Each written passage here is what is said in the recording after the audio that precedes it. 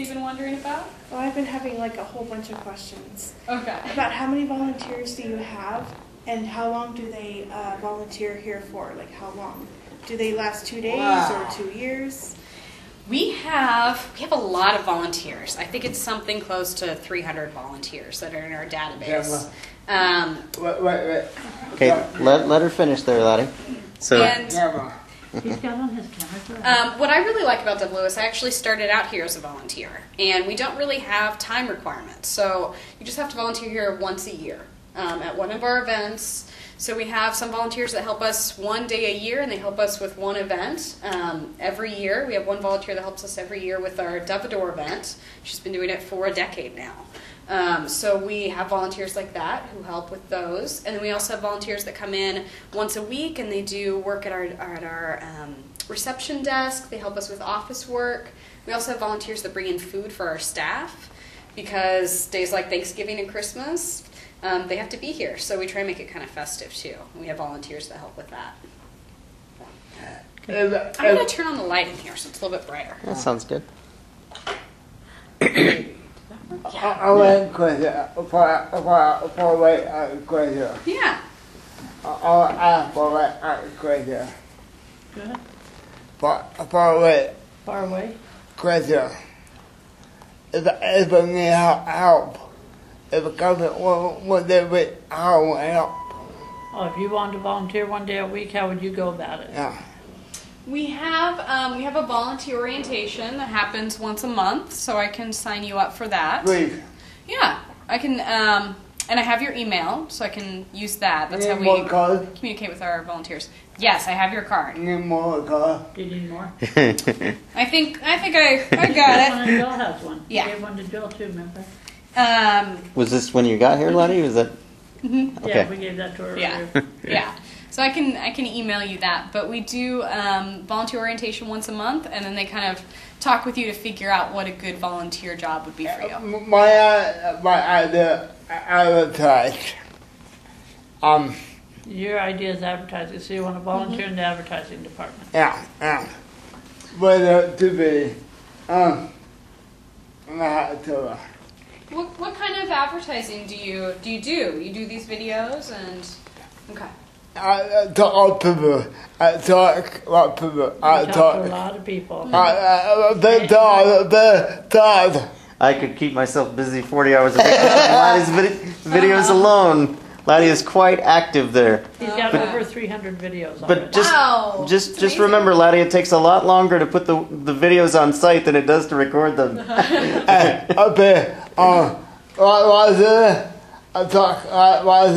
talk to Lars Larson. You've talked to legislators. Oh wow. Yeah. Jefferson Smith, right? Yeah. Kay Brown. Okay, let's let Angela ask some more questions. Like, you always like to know how people get started in things like what brings their passion to why they work here. So maybe That's not one of the questions I wanted to ask. Okay, go ahead with your question. Okay. One of the other questions I had was, what was the worst surgery that you've ever remember from working here?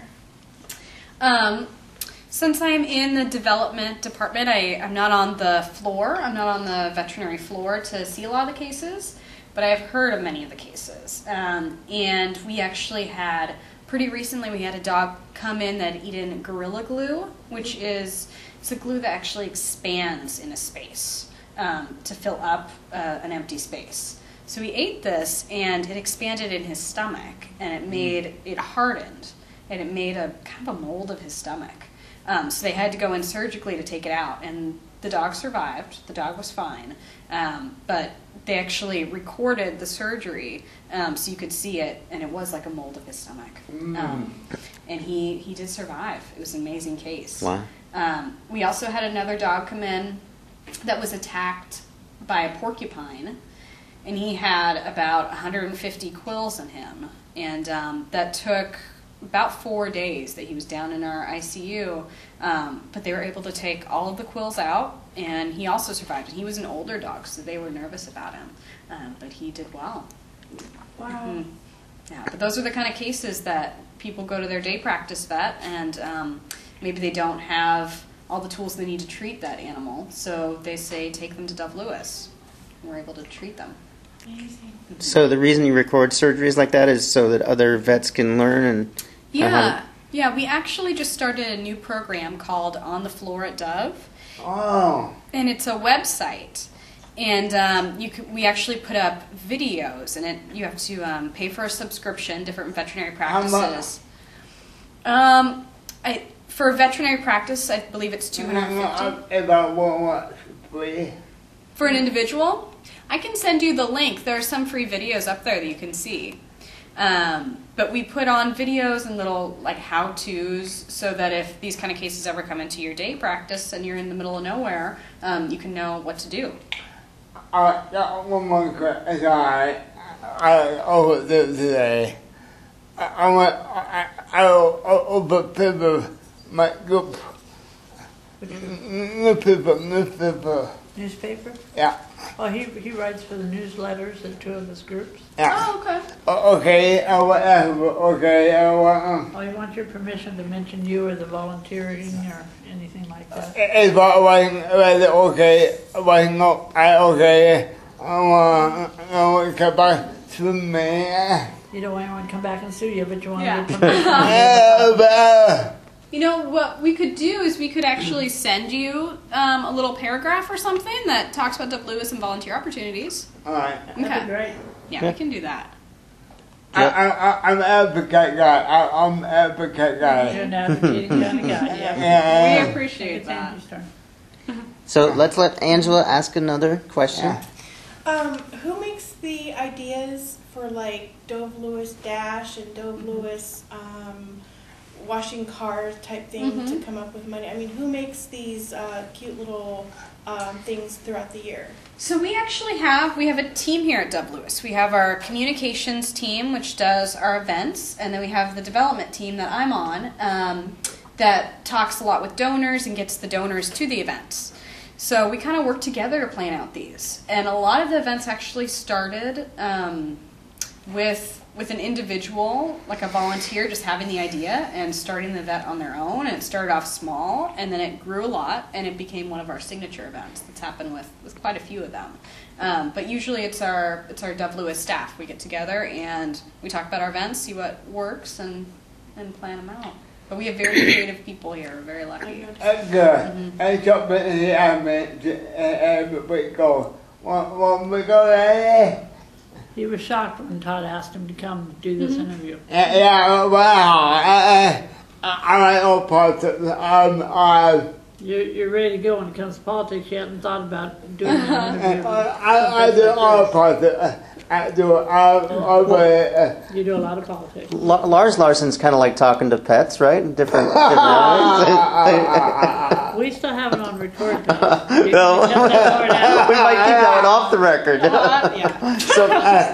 So I have a little bit of a selfish question, I guess. As a new nonprofit of mainstream media, we've only been around about a year and a half, and because you're in this area, so how would you say, what's Dove Lewis's secret to raising money and mobilizing donors? Anything you want to say about that? Well, we're really lucky because Portland, 70% of Portlanders own pets. It's such a strong pet-friendly community here. And we're also lucky because we get so many people who come to Dove Lewis. We don't want people to have to come here with an emergency. We don't want emergencies to happen. But when they do come here, we're able to provide that treatment that they need, and then we're able to talk with those people later on and get them more involved in our events and to get them to volunteer and to tour too. Yeah, great. Yeah. one more. Let's let we need to be respectful of Julie's time here, and let's let Angela ask the last one or two questions. Okay. Okay. There's this other question. I don't know if I should ask it or not, but for people who are new with pets, and let's say they are like low on income and they want to learn dog training, do you provide special services for people with special needs? who like to have some dog training. Let's say they got a dog that's 3 years old from a shelter and they don't know how to, give commands. What kind of services would you provide or can provide for someone who doesn't have that much income and has a new dog in their life? Good question. That is a good question. And we try to we do have classes. We have classes every quarter that change. So we have pet first aid here at the hospital. We have how to care for your aging pet. So that would be definitely a new class that we could talk about. And we get a lot of requests for that. So making new classes is something that we can definitely do. Because it is very expensive. I've looked online for like dog training and dog obedience, and it comes up to like over $200. Yes. I'm just like wondering if you have that here. We do sometimes. We've had a couple of obedience classes here as well. Are they successful? We do. We get a lot of people at them. They are free as well. So we advertise them in our newsletter. I don't know if we have an obedience class coming up, but I know that we've done it in the past. So I can look into it for you. Okay. Another thing is that our staff downstairs are the receptionists. They get questions like that a lot too, and they're really good at connecting people with other nonprofits. So they would be a good resource too if you had specific questions. All right, my cat, the ball. My cat. Your cat is stubborn and need a class on how to take care of your cat. Yeah. We covered that earlier. Need cat. I agree, Mama. Well, how would you sign up for the newsletter to get notices when you do have a class coming up? You can sign up online for a newsletter, and then I can also sign you up as well. Great. Okay. I got one really important question. Okay. And this is like the last question. Let's say you have only 10 volunteer working here, volunteering here, but you've got more animals than volunteers, and let's say there's a fire. What are you going to do?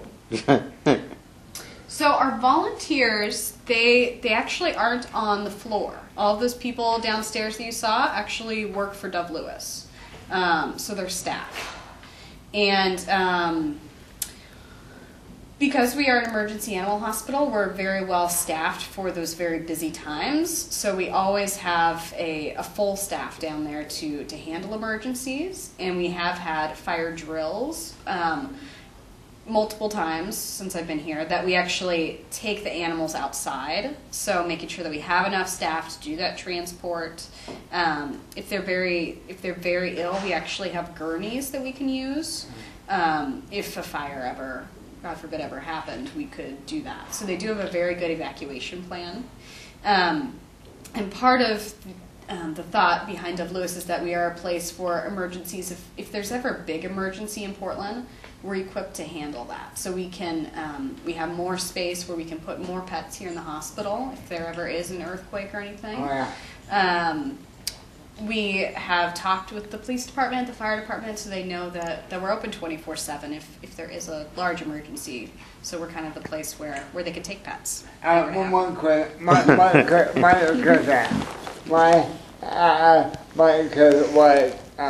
Your closing question? yeah, put the question. Go ahead. What call? His I need to find signature this out. question. What call here? This one has a twist. He wants to know what kind of cars are used here at Dove Lewis. We noticed the ambulance rig outside. I'm not sure what brand that is. I'm not sure what car it is. I should have prepared you Yeah. for this line of questioning. I forgot. I forgot to prepare her for your signature question, laddie. Give her a heads up at the beginning. One more question. What kind of car? I have a Honda Fit. She said that downstairs. Make a car? No, because there are some Hondas who have some American products here, or they're at least assembled here. But almost every single car, even American-made cars, their radios and electronics are not necessarily made in America. It's alright. I'm hard. We're gonna have you spend a week in Detroit. And just all right, hang on, guys. This is what the way I think we should conclude things here. I mean, I'm really proud of you guys today. I thought you asked some great questions, and we really enjoyed ourselves here. So this is what I'd like to do. So maybe just say a closing thank you and maybe what you learned today. And we'll start with you, okay, Laddie? Well, I became what kind of place here. I have Educated him on the kind of place. she got woman, She's a nice woman. but need more education, me more man. You personally need more education? Yeah, cat door, all positive. Now, positive, need more home. Now the political season's over, you can look at things closer to your home? Yeah, Closer to your home. cat door, dog, cat people. You're a cat person. Cats are close to your heart. Yeah, There are others in the room who are dog people. Dog people, okay, yeah, dog. Me, I like the cat. Okay. I appreciate you come here. I want to get back in and help me. I appreciate it. He appreciates coming here. Thank you. I appreciate you guys coming in. Yeah. And Angela, what stood out to you about the day? Well, what I really liked about this tour that you gave is that it showed that there's a lot of, it's safe here. The staff have been very nice. They all have smiles. They know what they're doing. They're very well trained. They're very well educated. I would feel 100% or more comfortable taking my dog here if there was a need for it. cat. And I noticed how very loving and caring the doctors were with that one dog that had a split right by his chest area. It almost made me want to cry. But they took so much loving care. Just, they didn't go fast, they went slow. They had the light on to the dog, and I just thought that was really great of you to actually have like at least 4 or 5 people in that room making sure that dog is okay. And another one was that to make sure that the dog and the cat were in those little kennel places that needed one-on-one care 24/7. I really appreciate that because not very many people can do that. It means a lot to me that if something happened to my dog, I can bring it here, and I know that I'm going to have that faith in you to take good care of my dog for a day or even a week. And it means a lot to me that people like you who do care about animals, that I feel like this is the only place that I feel connected to now. And I really want to say thank you from the bottom of my heart. Because I'm an animal lover, and I want to say thank you for putting Lucy down last year. And one more question after that. Thank you. Glad you're able to come. And one more question.